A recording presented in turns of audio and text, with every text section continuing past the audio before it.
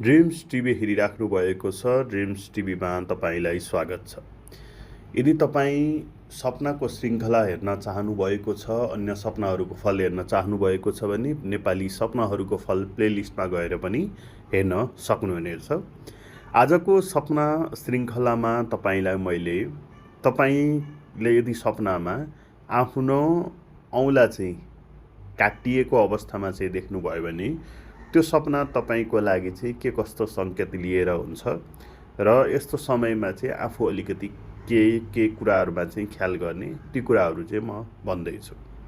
सर्वप्रथम त सपनामा औँलाहरू काटिएको देख्नु भनेको अलिकति राम्रो सपना होइन।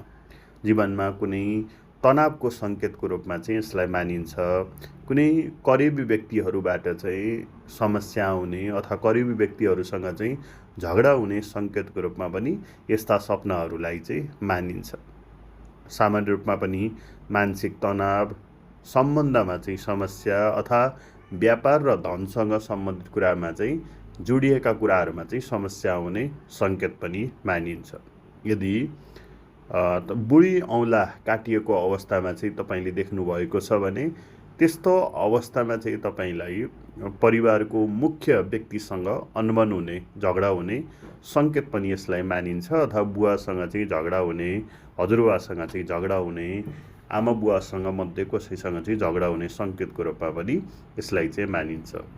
यदि त्यसपछि तपाईँको इन्डेक्स फिङ्गर काटिएको अवस्थामा चाहिँ देख्नुभएको छ भने निर्णय लिन अलिकति गाह्रो भइराखेको छ भन्ने सङ्केतको रूपमा पनि यसलाई चाहिँ मानिन्छ। त्यही भएर कस्तो सपनाहरू देख्नुभएको छ त्यो अनुसारले चाहिँ फल मिल्छ। मुख्य रूपमा पनि बिहानको समयमा देखिएका सपनाले तपाईँलाई छिट्टै प्रभाव दिने गर्दछन्।